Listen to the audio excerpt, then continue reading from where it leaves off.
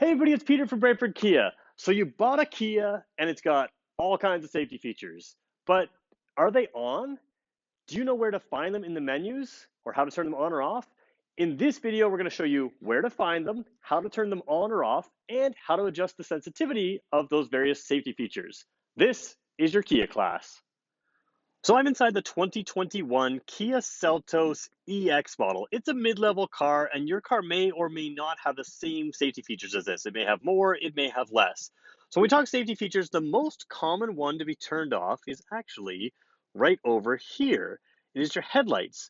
Whether it comes in for service or anything else, oftentimes we turn the headlights off, especially in our service bay or something like that, just because if we're working under the hood, having those headlights on can be difficult depending on what we're doing. So also make sure that nobody else who drives your car has turned that to the off position. Some of our more modern cars, they will warn you if it gets dark outside and your headlights aren't on. Something like the K5 does that, but not all of our cars do. So just make sure that those headlights are on, and also you can turn your fog lights on. Now, why would your settings be off? Well, they could be a whole bunch of reasons. It could be someone like me is in your car. The car could have been on many test drives. It may not have come equipped with all of them on from the factory during a PDI, during very tests or pre-delivery inspections or various tests that they run before it gets to use, someone may have touched a button, and even during the detailing process. The very first safety feature I want to tell you about, just to make sure that it's on, is your lane keeping assist button, which is right here. Now, I'm not going to touch that button yet. Actually, I am touching it just to turn it off.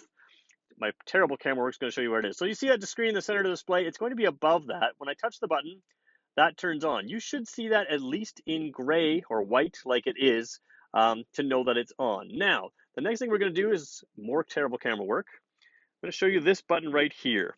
The menus are selected using these buttons here. We're going to use this button to go back and forth and this button here to select and up and down. So what I mean by that is I'm using the first button here, those two pages, to go across the system. So that's what you're going to do. Now, quick disclaimer here, we'll go wide angle.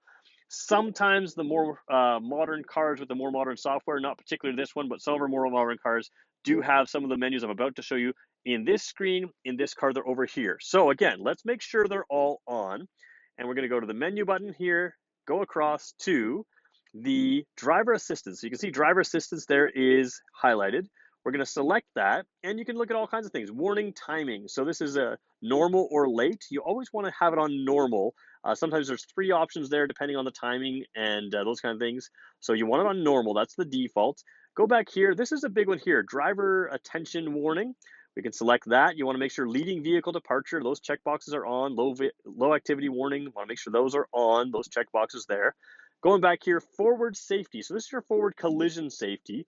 Active assist allows the vehicle to be capable of stopping on its own, or you can go with warning only, saying, hey, stop, look out, look out. It'll warn you with a beeping noise to say that you should be jamming on the brakes very quickly. I think active assist is where you should leave it because by the time it starts beeping at you, it may be too late to react. Active assist will help the vehicle brake on its own. And that's why it's very important to turn this one on. Going back to the lane safety, we turned the lane keeping assist on. You can see that marker's up there, but there's a variety of options in here. So lane keeping assist is on, lane departure warning. So you can switch from lane keeping assist, which actively steers the car, to lane departure warning, which just warns you if you're leaving the lane with a beep. And it could be off as well. So those are things that you want. Active lane keeping assist is going to keep you more or less centered in the lane. Blind spot safety, this is a big one too. Active assist will actively steer you away from an accident, or you can just have it warn you. Again, I recommend the active assist button as well. Parking safety, this one's really important. Rear cross traffic alert. I can't see any scenario where this is something you would want turned off. It can see vehicles that you can't see. So that is one I definitely recommend. I mean, I recommend keeping all of these on and getting used to them, but this is one I can't see any downfall to having on.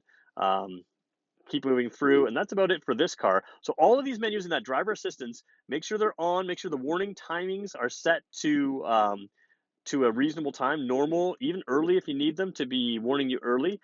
They could be on late for your own preference or another driver's preference, but you may want to put them back to a normal for those kind of things. So that is to where you can make sure all of your safety features are actually on. We do a Kia class like this every week, twice a week. We also go live from this video bay every single day at 2 o'clock Eastern time to talk about the Kia product. If you have a question about your Kia, Feel free to ask us in the comments below, and maybe your question will be the next Kia class. Thanks for watching.